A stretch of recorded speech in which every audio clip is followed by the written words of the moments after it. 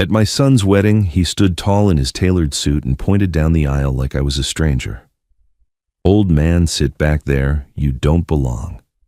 His words cut louder than the fiddles playing in the corner of Maple Grove Hall. My new daughter-in-law, Brooke, smirked as if she'd been waiting for the moment. She reached out, plucked the glass of sweet tea from my hand, and turned her back on me. I adjusted my jacket, nodded once, and kept my mouth shut. People stared, some with pity, some with that uncomfortable grin folks wear when they don't want to get involved. I walked to the back row, found a folding chair that wobbled, and sat. When the toasts were made, my name was never mentioned. When they cut the cake, I wasn't called forward. It was as if 50 years of working double shifts and raising a son counted for nothing. But I didn't fight. I didn't even frown. I waited until no one was looking and laid a small walnut box on the gift table. "For Evan and Brooke," the card said in my handwriting. Then I walked out into the cool Ohio night, the gravel crunching under my boots, and I breathed like a man who'd just tightened the last bolt on a long job. I should tell you who I am before you think I'm a fool. My name's Walter Harlan. Most folks call me Walt. 69 years old, born and raised in Toledo, Ohio.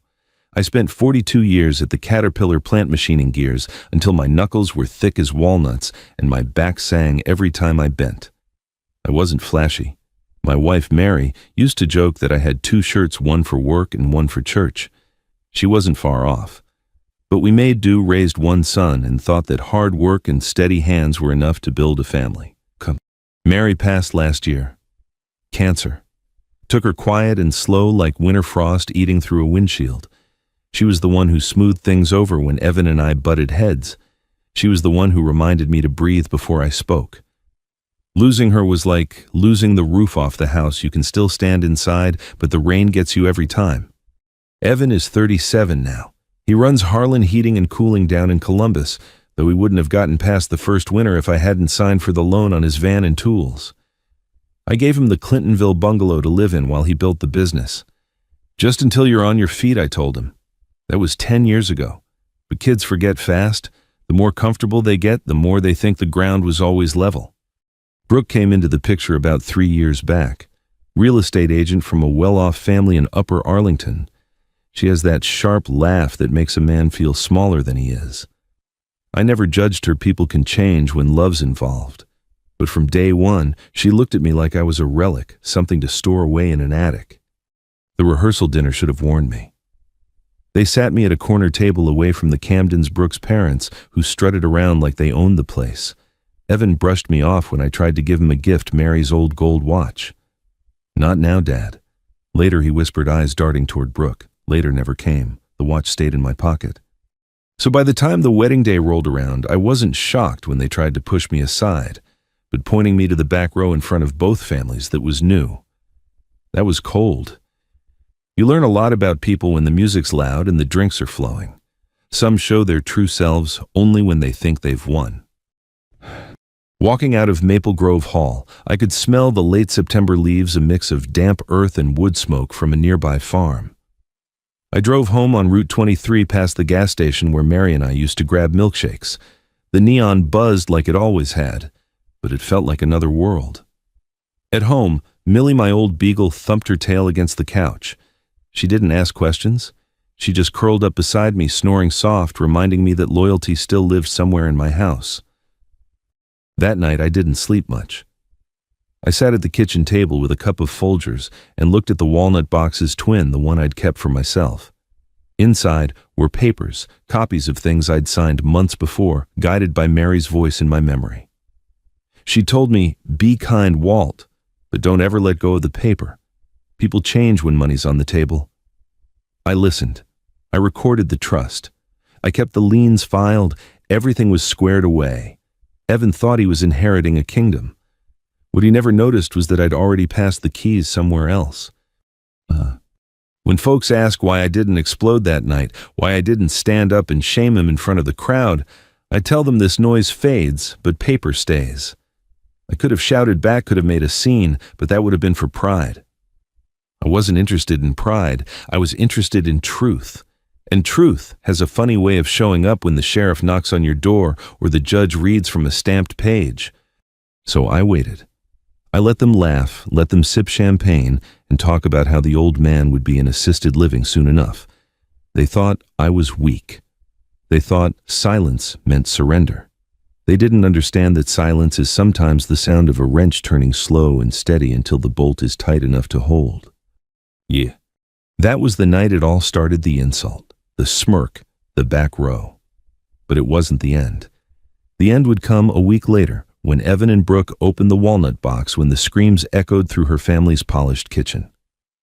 But before we get there, you need to know how the ground was laid, how Mary's words and my years at the plant taught me to measure twice and cut once. Because revenge, at least the kind that lasts, isn't about fists or shouting. It's about patience. It's about knowing which papers matter and which don't. It's about smiling in silence while the other side digs their own hole. And I had all the time in the world. The morning after the wedding, I woke up stiff in my recliner, still wearing my dress shirt from the night before. Millie whined for her breakfast, tail brushing against the coffee table leg like a metronome. I poured her kibble brewed a fresh pot of Folgers and sat with the paper spread out in front of me. The headlines were the same as always: local zoning disputes, high school football scores. But I wasn't really reading. My mind kept circling back to Evan's face, the way he pointed like I was a stranger, the way Brooke smirked as she snatched that glass from my hand. I didn't feel sad anymore. That was the strange part. The hurt had already calcified into something steadier. I knew Mary would have told me not to stew to keep my back straight and my mind clear. She'd always said, "Walt, dignity is the only suit you never hang in the closet." After breakfast, I drove into town. The Waffle House off I-71 was buzzing the way it always was on a Sunday morning. Truckers in ball caps hunched over their eggs. A waitress with a pen stuck in her hair poured coffee without asking. "Morning, Walt," she said, topping me off. I nodded, muttered thanks, and stared out the window at the parking lot. I could almost hear Mary across from me ordering her hash browns scattered, smothered, and covered. The ache came, but I let it pass. On the way home, I stopped at Menard's, picked up some screws and a new air filter. Normal chores kept me sane. Fixing a squeaky hinge, changing a filter, mowing the patchy lawn, it reminded me there were things in life I could still put right with my own hands. Later that week, Evan called. His voice was brisk, like he was talking to an employee. "Dad will come by this weekend to help you sort through Mom's stuff. We'll need to reorganize the house a bit. It's too much for you now."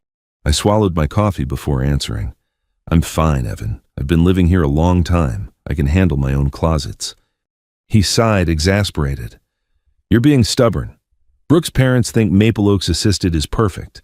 You'll have company there. Safer too." The words sat heavy between us. Assisted living, safe, like I was a porcelain lamp to be boxed up and shipped out.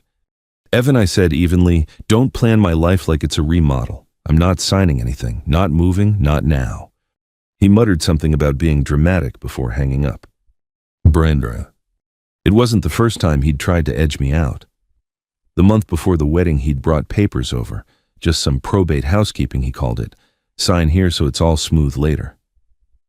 I'd taken the papers straight to Denise Park's office. She'd looked them over, raised an eyebrow, and said, "Good thing you didn't sign. This isn't housekeeping. This is a handover." Denise has been my lawyer since Mary's first surgery. She's 61, sharp as a tack, keeps her office above Donut World on High Street. I trust her more than I trust half my own blood. We'd sat at her scratched oak desk, papers spread out, the smell of fried dough drifting up from downstairs. That was the day she set up the trust, moved the Clintonville bungalow and Indian Lake cottage into it, named Lily as successor. "Why Lily?" she asked. "Because she showed up," I said simply. "She sat with Mary when Evan couldn't find the time. She made soup read to her. She never asked for a dime. That's enough for me." Denise nodded, tapped her pen against the trust papers. "Then Lily it is." Walking out of that office months ago, I'd felt lighter. I'd put the bolts in place. Whatever came, the structure would hold. Mary had warned me. A week before she passed, she gripped my hand in that hospital bed and whispered, "Don't let anyone rush you into signing away your life. Be kind, Walt, but keep your name on the title." I hear her voice every time Evan tries to slide another paper in front of me. So when the wedding humiliation came, when Brooke smirked and Evan snapped his fingers, I didn't flare up. I didn't fight. Because deep down, I knew I'd already made the only moves that mattered. The days after the wedding were quiet. I fixed Irene Jenkins's storm door down the street, chatted with Ray Soto at the VFW about the Buckeyes' chances this season. Ordinary things. But beneath it all, I felt a calm like I hadn't in years. I wasn't waiting for revenge like a man waits for a fight. I was waiting like a man waits for spring after a long winter, knowing it would come in its own time. That Friday, as the sun dipped behind the houses, I sat on the porch with Millie curled at my feet. The air smelled of cut grass and distant barbecue. I thought about Mary, about the wedding, about the walnut box sitting unopened on Evan's table. Inside, it was the truth stamped and notarized, colder than any insult. I sipped my coffee and whispered, "It's all there, Mar, just like you told me. Be kind, but keep the paper." I didn't know then what day they'd open the box, but I knew what would happen when they did. Paper talks louder than tempers. And soon everyone would hear it. The week leading up to the wedding, the pressure turned up in ways that would have made Mary frown. Evan had a way of dressing it up like he was being practical, but underneath it, I could hear the command in his voice. He showed up at my house one evening with a manila envelope tucked under his arm. "Dad, let's just take care of some probate stuff before the wedding. It'll make things easier later. No one likes the courts getting involved." I was standing at the sink rinsing a coffee cup. "What's in the envelope?" "Just paperwork, housekeeping. Nothing big. Just sign here and here." He tapped the corner of the folder like a salesman tapping the hood of a car. I dried my hands on a dish towel and shook my head. "I don't sign what I don't read, Evan. You should know that by now." His jaw tightened. "Dad, stop being dramatic. This is standard, Brooke's parents already said." I cut him off. "Your mother used to tell me if someone says sign here instead of please, it's time to call a lawyer." He rolled his eyes, muttered, "You're impossible," and left without another word. The next day, Brooke herself called. "Walter," she said, "all sugar, I know you're set in your ways, but it's not healthy rattling around that house alone. Maple Oaks Assisted has a beautiful lobby piano in the corner, friendly staff. You'd make new friends there." I listened, my thumb rubbing against the worn arm of my recliner.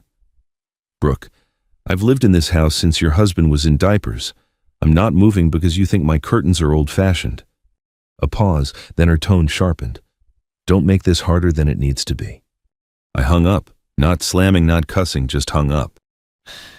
It wasn't just the phone calls. At the rehearsal dinner, they sat me at the far end of the room near the restrooms, while Brooke's family took the front tables. I tried to give Evan a gift, Mary's gold watch, the one she bought me for our 10th anniversary. I pressed it into his hand and whispered, "For you, son. She'd want you to have it." He looked around like he was afraid someone would see. "Not now, Dad. Later." He slipped it back in my pocket before Brooke noticed. I sat through the speeches, the laughter, the toasts. When my name wasn't mentioned, I chewed my chicken and kept my head down. The day before the wedding, Brooke stopped by my house unannounced. She let herself in like she owned the place, heels clicking on the hardwood. "Walter," she said, "we're thinking after the honeymoon. We'll come help you clear out Mom's things. It's time, don't you think?" I stared at her standing there in my living room, sunlight catching the sparkle in her diamond ring. "Mary's things stay until I'm ready," I said. She tilted her head, smiling in that way that isn't really a smile. "Evan and I are trying to help. Don't be so stubborn. People talk, you know. They wonder why you're clinging to things you can't handle." I walked past her, opened the front door wide. "People can talk. You can see yourself out." Her heels clicked again, faster this time. That night, I sat at the kitchen table with Millie at my feet, listening to the quiet hum of the fridge. I pulled out Mary's last note from the drawer. Her handwriting was thin, shaky. "Walt, kindness is good, but keep your name on the paper. Don't let anyone rush you. Love, M." I read it twice, folded it carefully, and slipped it back. So when the wedding day came and Evan pointed to the back row when Brooke snatched the glass from my hand, none of it surprised me. Hurt, yes, but surprised, no. They'd been laying the groundwork for months, trying to edge me out, trying to make me sign away the life Mary and I had built. But they didn't know the ground had already shifted. The papers they wanted weren't the papers that mattered. The real ones had been signed and sealed months ago with a notary stamp and Denise's steady hand guiding me through every line. That's why I didn't fight. That's why I sat in silence. Because revenge, the kind that sticks, doesn't come with shouting. It comes with preparation. And as I watched them dance under the barn lights, the crowd clapping, the fiddles humming, I knew the reckoning wasn't far off. They thought they'd humiliated me. They thought they'd shoved me to the back row for good. But paper talks louder than tempers, and soon they'd hear it. When I think back on it now, the smartest thing I ever did was walk up those narrow stairs above Donut World and sit across from Denise Park. That little law office didn't look like much: linoleum floors, a humming window unit, the smell of fried dough wafting up from downstairs, but it was sturdier than any fortress I could have built. Denise was 61, gray bob glasses perched low on her nose. She didn't waste words. "Walt," she said, flipping through the stack I'd brought, "you're smart not to sign a thing they put in front of you. What you need is a structure, not another handshake." I nodded. "Mary used to tell me, be kind, but keep your name on the title." Denise smiled at that. "Your Mary was a wise woman. Let's make sure her words stick." Over the course of that afternoon, she laid out everything. A revocable living trust. The Mary and Walt Harlan Trust, filed with the county recorder. Into it went the Clintonville bungalow Evan was living in, and the Indian Lake cottage Mary loved so much. Successor beneficiary Lily Carter, my 15-year-old niece. "Why Lily?" Denise asked, pausing her pen. "Because she was there," I said simply. She sat with Mary in those hospital nights when Evan was too busy. She brought soup Ritter stories. She never asked for anything. That's enough for me. Denise nodded, pressed her notary stamp onto the papers with a firm thunk. "Then, Lily, it is." We added a no contest clause, a durable power of attorney, a healthcare proxy, all in Lily's name. And while we were at it, Denise helped me secure the business side. That loan I'd floated Evan years back. The one he never bothered to repay, Denise drew up a demand note payable anytime I chose, and we perfected it with a UCC lien on his equipment and service van.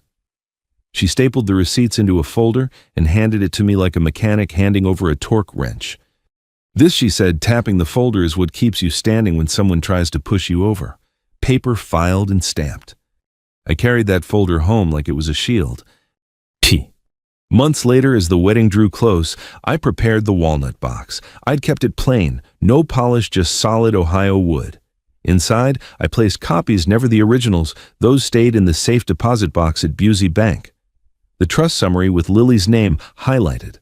The notice to vacate for Evans Bungalow drafted under Ohio Rev Code, Part 5321. The demand letter calling his loan due in 10 days, the UCC receipt stamped and dated, and on top a short note in my hand, "Titles talk louder than tempers." Walt. I closed the lid, locked it with a brass clasp, and set it aside. Mary would have laughed if she saw me fussing with it. "You always did believe in overbuilding," she used to tease when I added extra screws to a shelf. But in this case, overbuilding was the point. Every document was another beam in the frame. No. The night before the wedding, I drove out to Indian Lake. Sat on the porch with Millie, listening to the water slap against the dock. The cottage smelled like cedar and old quilts, like Mary's hand lotion still lingered in the walls. I could see her sitting there knitting, telling me, "Don't let your temper run ahead of your wits." I whispered into the night, "Don't worry, Mar, the bolts are tight, nothing's slipping loose." Yeah. So when I walked into Maple Grove Hall the next day, suit, pressed tie, nodded, I already knew the outcome. They could point me to the back row, snicker snatch my glass, it didn't matter. Because the real gift wasn't in the laughter, it was in that walnut box resting on the gift table. And when they finally opened it, the paper would speak. Denise always said patience was the hardest part. "You're a machinist, Walt. You're used to turning a wrench and seeing results. Legal work is slower. But when it lands heavy." I kept that in mind as I watched Evan dance under the twinkle lights, Brooke clapping her hands like she'd won a prize. I kept quiet, hands folded, mind steady. Because I knew patience wasn't weakness. It was torque, winding up, waiting for the release. By the time I drove home that night, gravel crunching under my boots, I wasn't angry. I was ready. The papers were filed, the trust was sealed, the walnut box was waiting. And all that was left was time. The week after the wedding moved slow, like cold syrup. Monday morning, I walked Millie before sunrise, the air thin and cool, neighbors' sprinklers ticking in the dark. I brewed Folgers and stood at the sink while the kettle's steam fogged the window.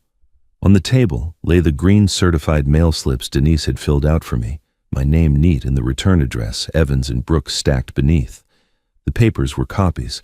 The originals were already locked where they belonged. I pressed each green card flat with my palm as if I were sealing the grain in a board. Around 9, a Franklin County Sheriff deputy rolled to the curb outside the Clintonville bungalow. My bungalow, the one Evan treated like a trophy he didn't have to polish.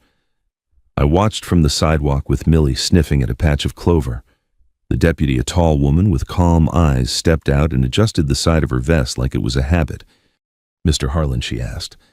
"I am." She held a clipboard. "Posting a 30-day notice to vacate per the order your attorney filed. You want it on the door or in the window?" "Door," I said. "They'll see it when they come home." She nodded, taped the paper to the red-painted door with even strips, and took a date-stamped photo. "You'll get service confirmation by email," she said, like she was telling me tomorrow's forecast. "Thank you," I said. Millie sneezed, shook her ears, and we walked on. I felt lighter with every step, not from meanness, but from order. You fix what you can with your hands. The rest, you fix with paper. Bye.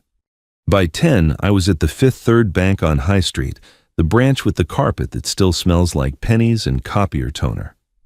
A young teller with a bright tie looked at the forms Denise had given me and scanned them like he meant it. "We'll update your account permissions today, Mr. Harlan. New passwords, new two-factor," he said. "You'll get a text confirmation." "Good," I said. "I remember passwords, but I don't fight sons with them." He half smiled like he wasn't sure if I was joking. I wasn't. Next stop was the post office. The clerk slid my certified letters into a plastic bin, each envelope wearing its green slip like a little uniform. His hand hovered over the date stamp. "Do you want these all today?" he asked. "That's why I showed up," I said. The stamp cracked down 4 times. Paper talks louder than tempers. Tuesday was errands and repairs. I changed Irene Jenkins's porch light, replaced the brittle gasket on my garden hose, and tightened the hinge on the back gate until it stopped crying every time the wind shook it. At lunch, I met Ray Soto at the VFW hall. We sat with our styrofoam cups under a wall full of faces from long ago. Ray shook his head when I told him about the wedding. "Snapped his fingers at you," he whistled low. "Some folks grow up, some folks just get older." "Denise says this is what boundaries look like," I said. "Not pretty, but straight." "Straight's fine," he said, tapping his cup to mine. On the way home, my phone buzzed again and again. I let it. Calls from Evan, calls from Brooke. I set the phone face down on the passenger seat and kept my eyes on the road, steady as a man threading a long bolt. Wednesday morning, the certified cards came back. The mailman handed over the stack with a, "You've been busy," and I set them on the table in a neat row, each one signed and stamped little green check marks on a week in motion. I sent a photo to Denise. She texted back, "Service confirmed." Demand letter lands today. I pictured the envelope arriving at Evan's shop, the one with the HVAC van parked like a banner in front. He'd see my name in the return address and think Dad's sending a note, a soft one. He'd learn. By afternoon, he called. I let it ring. Then another call. Then a text. "What did you do? This is insane. Call me." I poured another cup of coffee instead and took Millie out back to chase a squirrel she would never catch. Thursday word began to travel like it always does in a town that still feels small. Irene waved me over to her porch and tipped her chin toward her phone. "You see this?" she asked. On the screen was Brooks' post, a paragraph dressed like an emergency. "My husband's elderly father is in cognitive decline and is being manipulated by a predatory lawyer." Comments split down the middle, some clucking sympathy, some asking questions that felt like knives. And then a cousin of Brooks, someone I'd never met, dropped a link to the Franklin County Recorder's site with a simple caption, "Public record." One click showed the trust deed, the date, the stamp. No adjectives, just ink. "You all right?" Irene asked. "I'm fine," I said. "Paper's patient." Friday brought a clear blue sky and the kind of cool that makes you pull your sleeves down out of habit. I set out the trash, cut the grass in straight rows, and wiped down the grill even though I didn't plan to use it. Around 11, my phone buzzed with a number I didn't recognize from Upper Arlington. I let it buzz. It rang again. I let it go. On the third ring, I answered and set the phone on the counter without saying a word. Voices spilled through the quick polished chatter of Brooke's family in a big kitchen.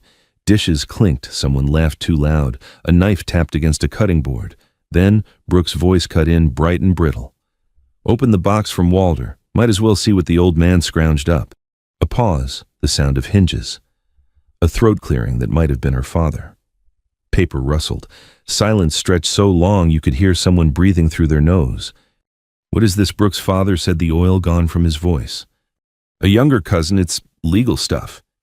Brooke scoffed. "It's nothing. He can't." Her father read aloud, voice flattening into something I recognized from men who know business. Trust summary, recorded deed, successor beneficiary, Lily Carter. He stopped. "Notice to vacate demand letter UCC filings, Brooke." "What does that mean?" Brooke snapped.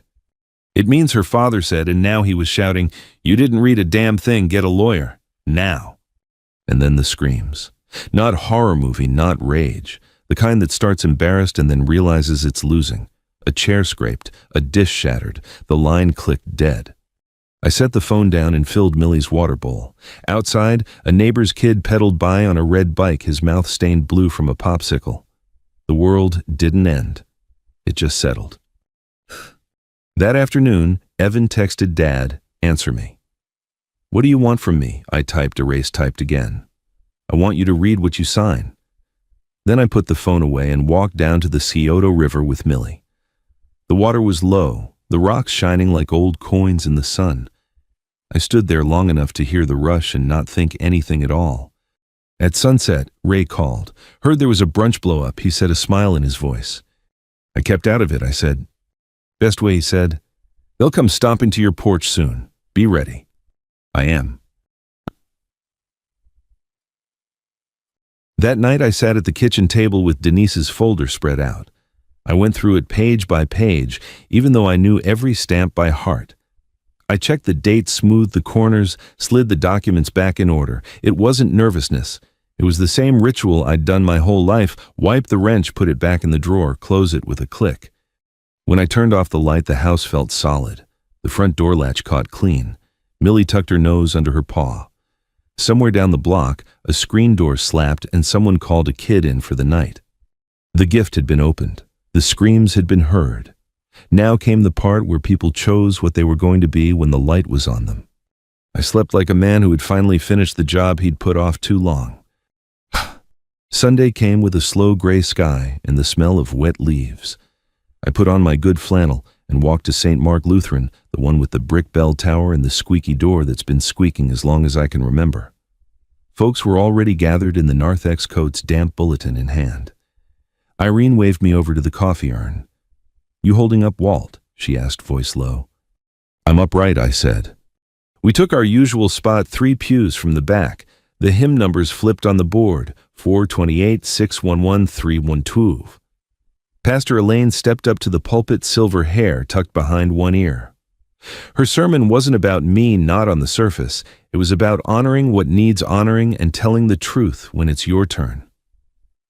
Most Sundays I hear half the words and think about Millie's walk or the grocery list. That morning the words landed like they were aimed. After the benediction, people made a point of shaking my hand. Not pity, just the kind of steady look that says, "I saw what I saw and I know who you are." One old boy from the Thursday men's group squeezed my shoulder. "If you need a truck Friday," he said, "mine's got a strong tailgate." He didn't say why Friday, he didn't have to. Out in the lot, the wind had a bite. I zipped my jacket and started the walk home. Halfway down Maple, Pastor Elaine pulled alongside in her sensible Honda and rolled the window down. "Walt, you have 10 minutes for a cup," she asked. We sat at my kitchen table with Folgers steaming between us. The fridge hummed. Millie settled by her shoes like she trusted them more than she trusted me. Pastor folded her hands. "I heard there was an incident at the wedding," she said gently. "There was," I said. "And then some papers." "There were," I said. She smiled a little. "You've always been a man of few words." "I try to say the ones that count," I said, and she nodded like that matched her notes. She didn't pry for details. She just looked me in the eyes the way Mary used to when I'd talk around something. "Respect is a verb, not an inheritance," she said finally. "You're not wrong to ask for it." "I'm not asking," I said. "I'm setting the table. They can sit right or go hungry. She patted the table and left it at that. On her way out, she scratched Millie's ear. You call if Friday needs a prayer, she said. Word traveled the way it always does. Monday night, Irene texted a screenshot from Facebook. Brooke had posted a long paragraph about elder abuse and predatory attorneys, sprinkled with a smiling selfie that didn't match the words. The comments were what you'd expect, half the crowd coughing up sympathy, the other half asking for facts. Then, down in the thread, a cousin from out near Hilliard dropped a link to the Franklin County Recorder's site with 4 words, "Public records are public." I tapped it. Up came the deed trust name clear as day, the date stamp from months back. The comments shifted, a few disappeared. Someone wrote, "So? The house wasn't his to take no answer under that one." On Nextdoor, because of course somebody put it on Nextdoor, there were posts about help for seniors and family disputes near Clintonville. A mod eventually turned off replies, too hot for the potluck crowd. Evan called 5 times that afternoon. Pick up Dad. His voicemail said each word clipped like he was holding his jaw shut. We can fix this. Fix to him meant I back down and he keeps his foot on the pedal. I let the messages sit. Paper had already answered. Tuesday.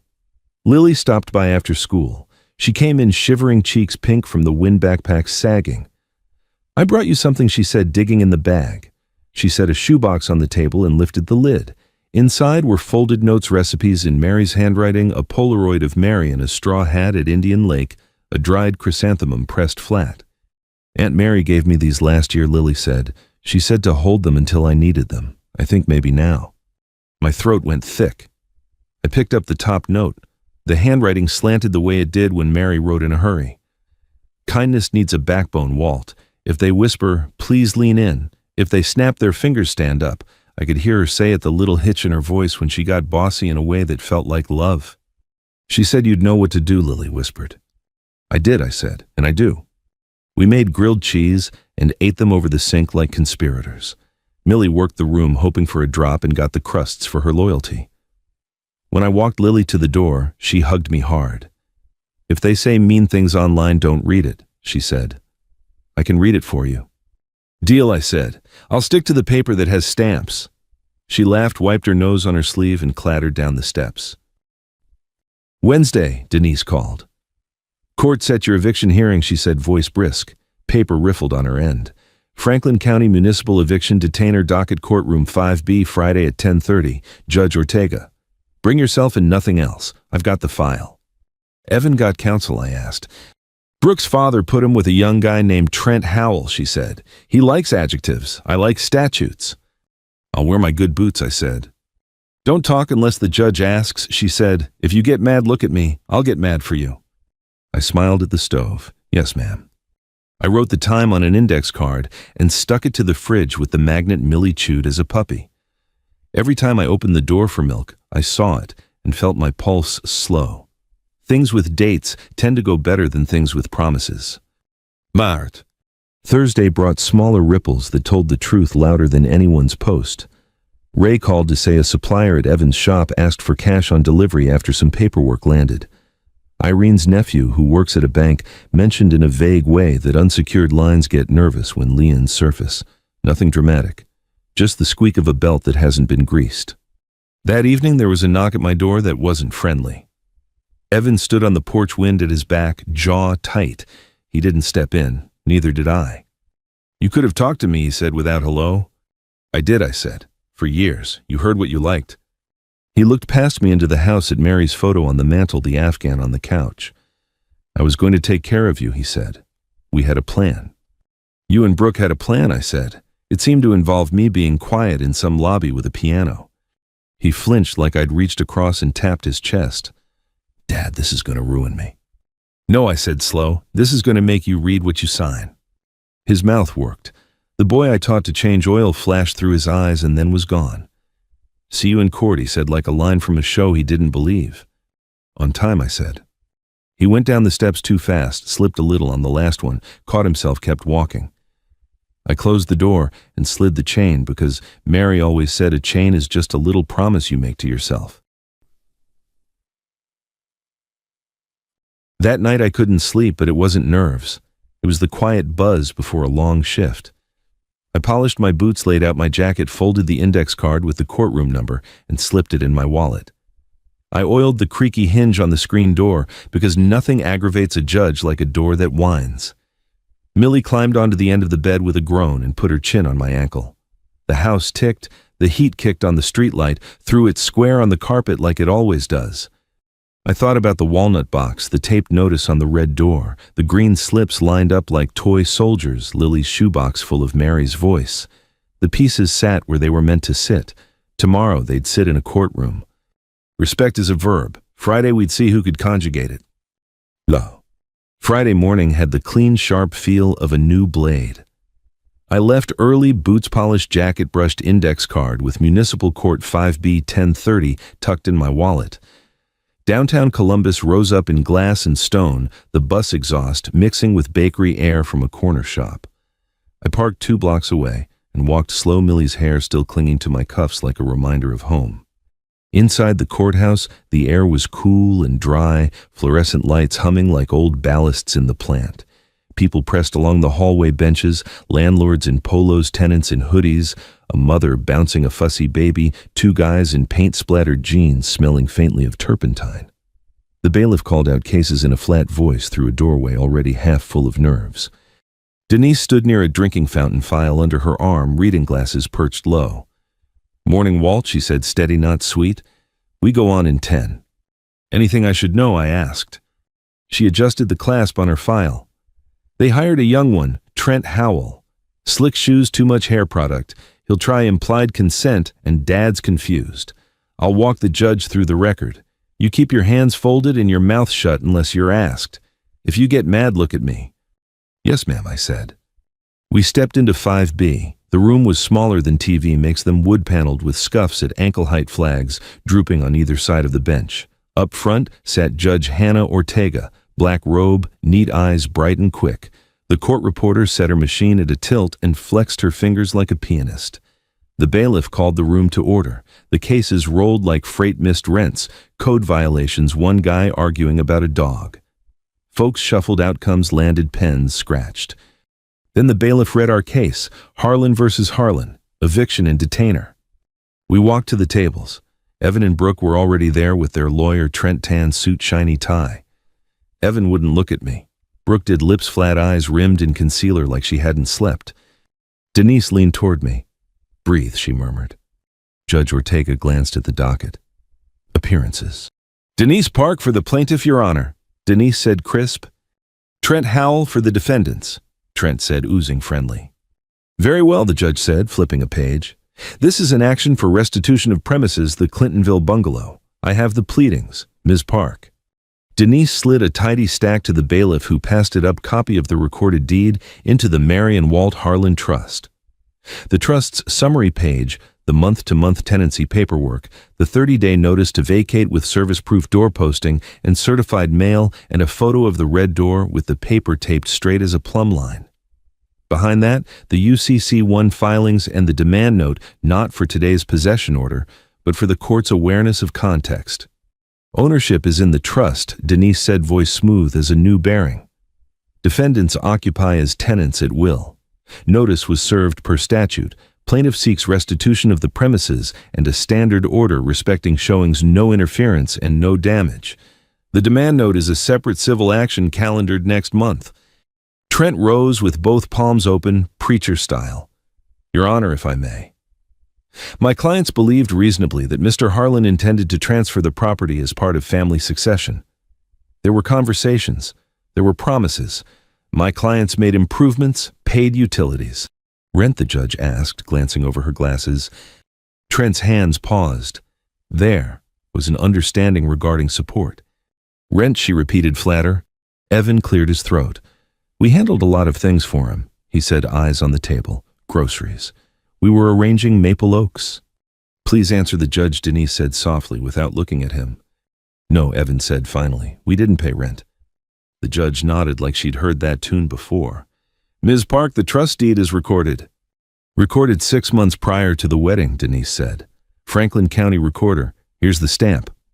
Judge Ortega held the page to the light, reading the date, the book, and page number. and the notice to vacate is proper. Service is proper. She looked at Trent. Mr. Howell implied promises don't override recorded title. If your clients believed they had an ownership interest, the time to perfect it was not on Facebook. A ripple of chuckles moved through the gallery. Brooke stiffened. Her lawyer laid a hand on her sleeve. Trent tried again. Respectfully, Your Honor, we're concerned about capacity. Mr. Harlan is elderly. He may be under undue influence. Denise didn't bother to sigh. Your Honor has before her a durable power of attorney executed months ago, clean notarization, no red flags. Mr. Harlan has held a job more years than counsel has owned a suit. He can answer your questions if the court wishes. The judge turned her gaze on me. It wasn't unkind. Mr. Harlan, do you understand these proceedings? Yes, ma'am, I said. It's my house. They don't pay rent. I gave 30 days. Did you make promises to give them the property, she asked. I gave them chances, I said, not promises. Her mouth ticked not quite a smile. That will do. Brooke spoke up without being asked, voice high and tight. He's being vindictive. He embarrassed us at our own wedding. The judge lifted a hand. Ma'am, you'll speak through your counsel. Brooke bit her lip. Evan stared at the scuffed floor.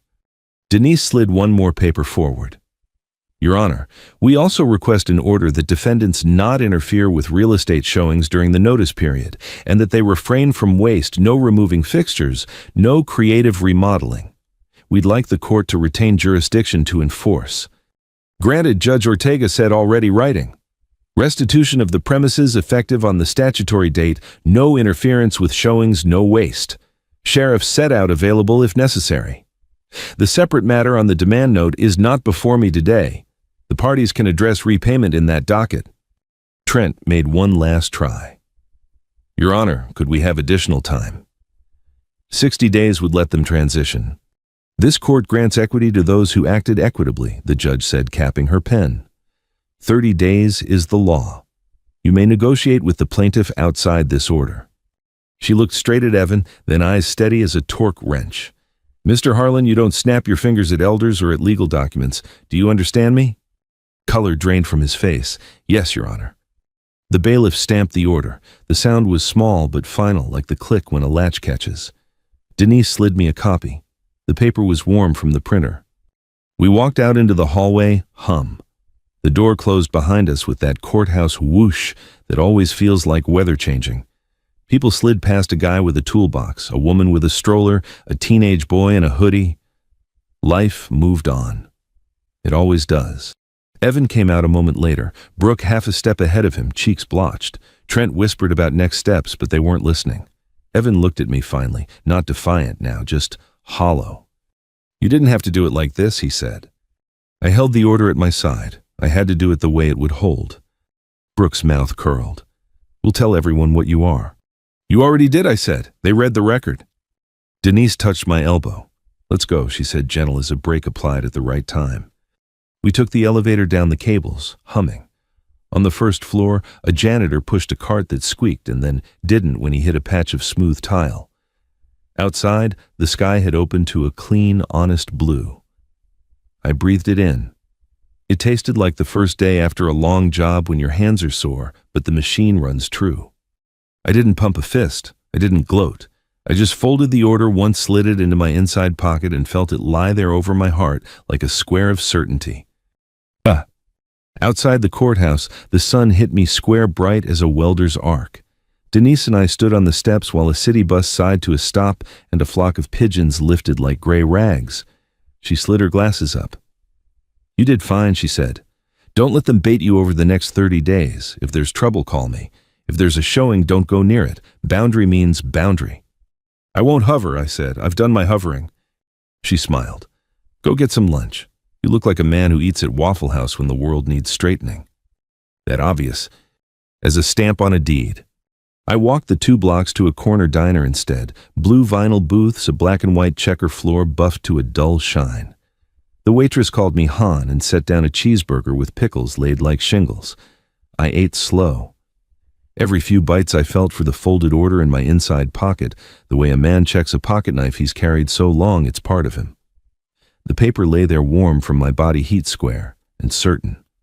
By the time I got home, Ray had left a message. Heard the gavel drop. Proud of you, buddy. Irene texted a photo of Millie asleep on my couch with the caption, "House secured." I stood in the kitchen, put my hands on the counter, and let everything drain out of me. Not relief exactly. More like the hum deep in a machine when it hits its right speed. Huh. The fallout came as quiet ripples that knocked the legs out from under loud talk. A supplier at Evan's shop switched him to Keowed. Ray said a truck driver grinned and said, "Nothing personal, son."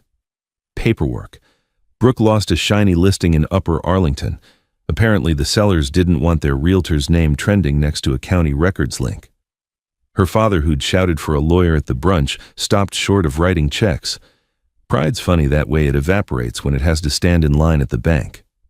2 Saturdays after court, I walked past the Clintonville bungalow. A U-Haul sat curbside, hazard lights winking ramp down. Evan and a buddy carried a sectional out in 2 pieces, the kind that always looked too big for the front door.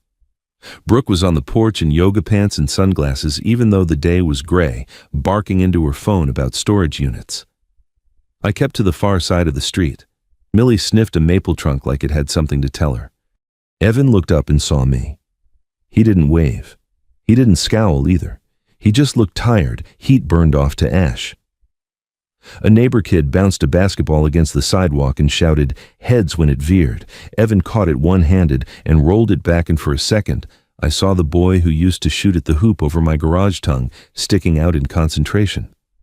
Then the moment was gone, folded into the noise of doors and tape and the scratch of cardboard on concrete. A for rent sign went up on Monday, the metal stake driven into the patchy strip by the walk. A blonde agent in a navy blazer, someone I'd never met, thank God, clicked through the house with a couple holding hands. Lemon cleaner drifted out the open door.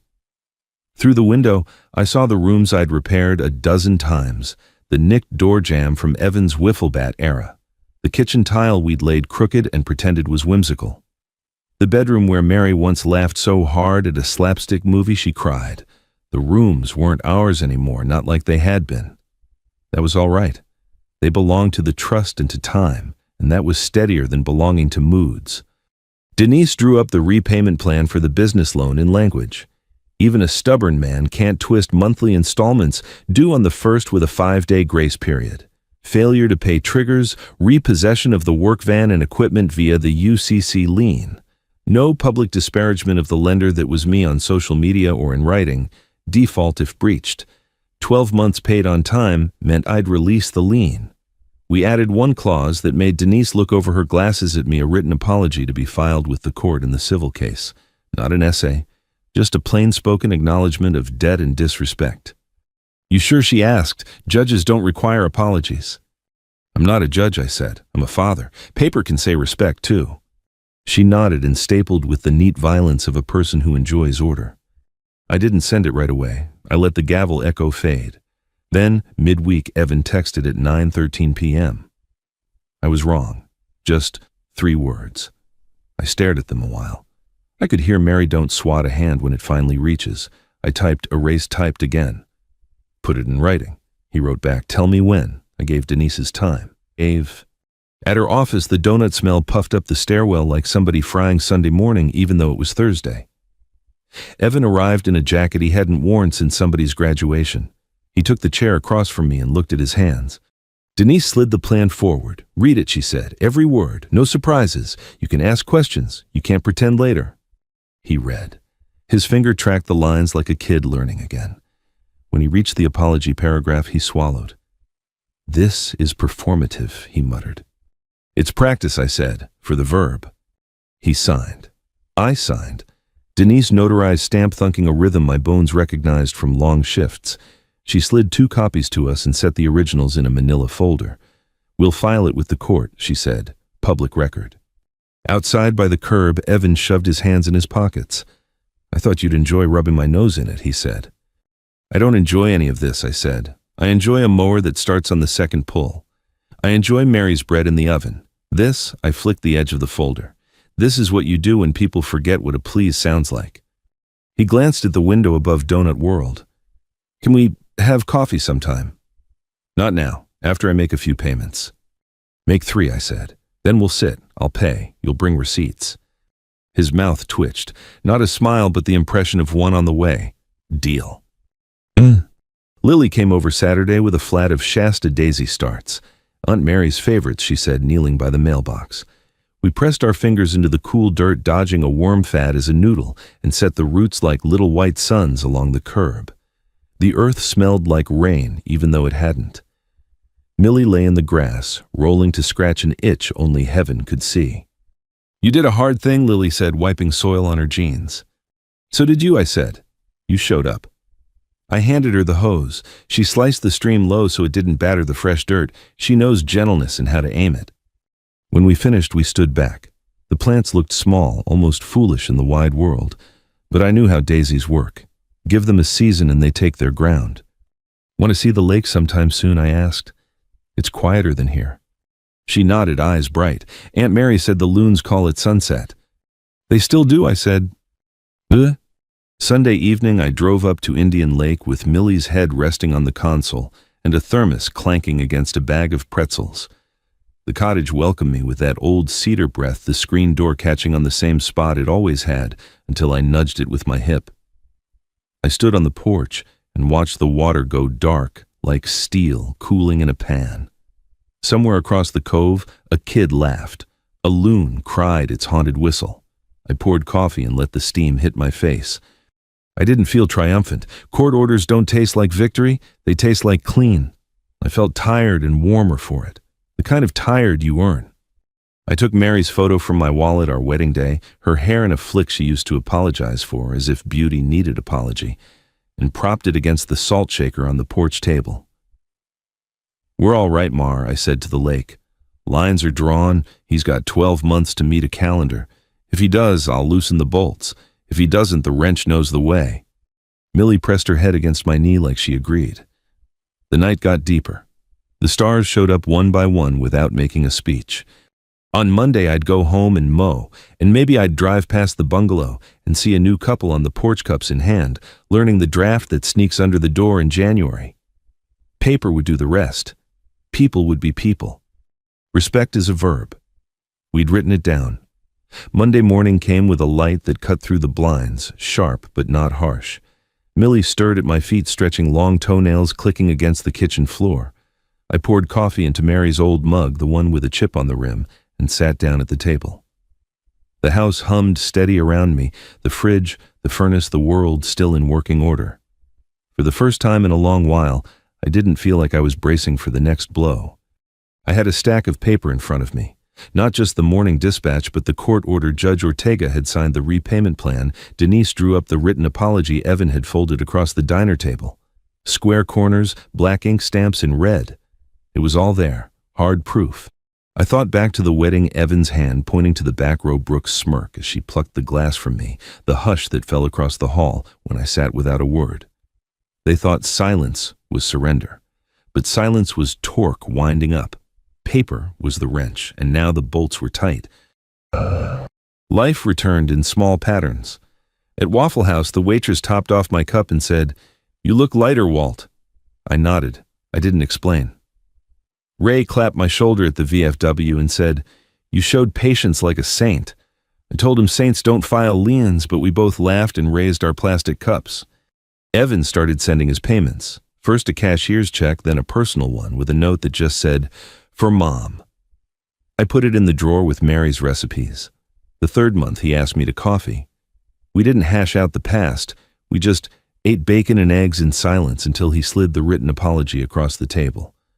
Not flowery, just plain I disrespected my father. I tried to take what wasn't mine. "I am sorry." He signed it with a hand that shook just a little. I folded it, put it in my pocket, and said, "Thank you." That was enough. Lily kept showing up. She brought brownies, helped plant daisies by the mailbox, reminded me that Mary's words didn't stop with the funeral. She asked if I was proud of myself. I told her I was proud of the paper and proud of her. She leaned against my shoulder, quiet, the way Mary used to when she wanted to tell me something without saying a word. The daisies took root. They were small and awkward at first, but each week they stretched higher. By spring, they'd own the ground. I drove up to Indian Lake one Sunday with Millie riding shotgun, her head on the console. The cottage smelled of cedar and lake water. The loon called at dusk, same as always, its lonely whistle cutting across the still water. I set Mary's photo against the salt shaker and talked to her like she was just on the other side of the table.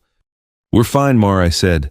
"The boy's paying what he owes. He wrote it down. Lily's helping with the garden. The house is in good hands. You told me to be kind, but keep my name on the paper. I did. You were right." The lake darkened, the porch light buzzed on, and I sat there breathing with the rhythm of the water against the dock. Not triumphant, just steady. That was enough. So here's what I'll leave you with, plain as I can say it. A house can be sold. Respect can't. Respect is something you practice at the table in the pew, in the way you speak someone's name. Don't wait for a gavel to teach it. Keep your kindness. Put your name on the paper. If they point you to the back row, sit once if you must. But when the time comes, stand in court and let the record speak. Mary told me once in her quiet way, "Be kind, Walt, but keep your name on the title." That line carried me through. Maybe it can carry you too. If this story reminds you of your own life or of someone you love, share it with them. Maybe it'll give them the backbone they need. And if you want more stories like this, plain-spoken, honest, the way life really is, pull up a chair here next week. Because in the end, he snapped his fingers at the wedding, and the judge snapped the gavel.